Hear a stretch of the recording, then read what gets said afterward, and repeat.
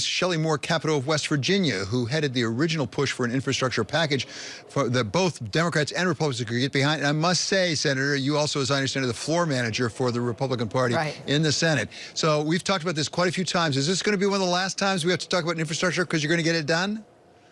Well, we are going to get it done. I think we have great bipartisan support. We've had 22 amendments that have been offered. Everybody's getting a chance to make some tweaks and some differences that they've been working on. So I'm very encouraged by this.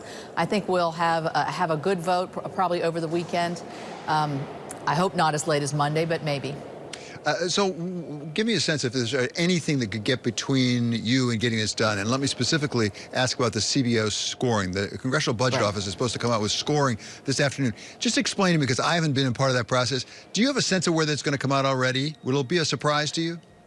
Well, I think we are all anxious to see what the score as moves forward. There are certain pay-fors that the president absolutely would not accept, such as user fee on electric vehicles and more COVID dollars repurposed and things of that nature. So frustrated there a bit.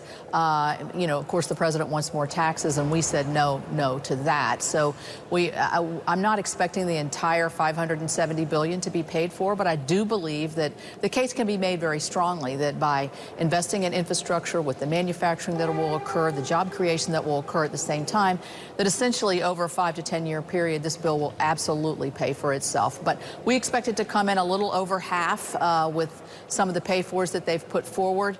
A little disappointed in that, would have liked to have seen more, but I think this is so important to the country, I'm still going to move forward with it. Well, Senator, as we're talking about pay-fors, talk to me about carried interest, because I saw a report on the Bloomberg here that two of your colleagues, Ron Wyden and Sheldon Whitehouse, now are proposing to do away with the carried interest break that's given to private equity, essentially. Would you be in favor of that? Would that raise enough money to help? Well, I think that's probably what they're talking about is their $3.5 trillion package. Carried interest was something that we talked about in the tax bill of several years ago. It didn't make it into the package. I think it's one that should be seriously looked at, although I'm not for raising taxes, but I think this is one that probably would have some bipartisan support.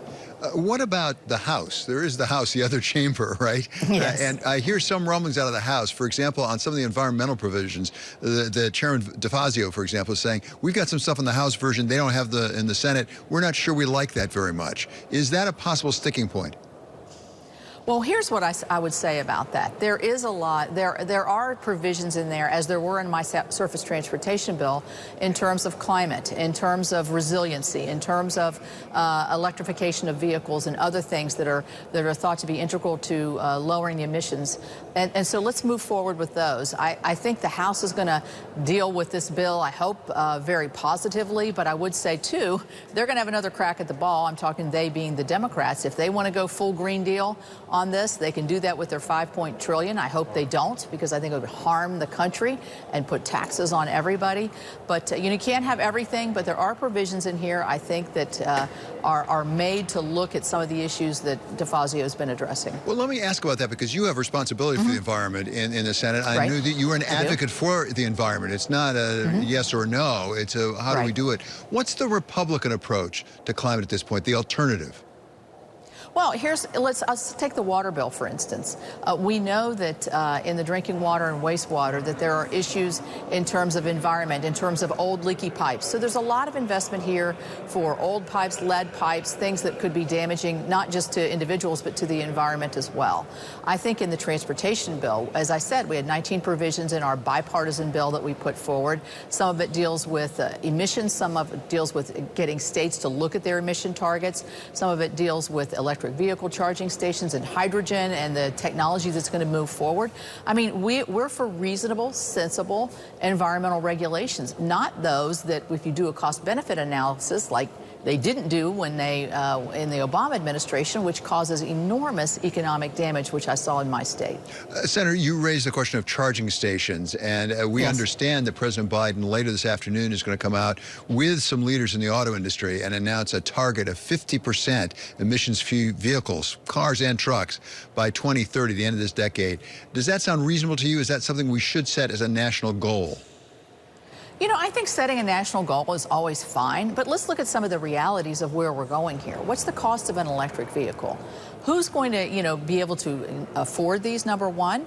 What are you going to do with, with your old vehicle? What if you have to haul large or heavy amounts? What if you're on a long, you drive long distances? I mean, I think there's other considerations. What's the environmental impact of discarding batteries and other things that come along with electric vehicles? So I don't think it's just singularly setting a goal and saying you're going to do that. There's all kinds of other considerations that I think we need to have. Yes, let's move forward with electric vehicles. I'm all about that. But let's set realistic goals. We'll see, if 2030 is too aggressive.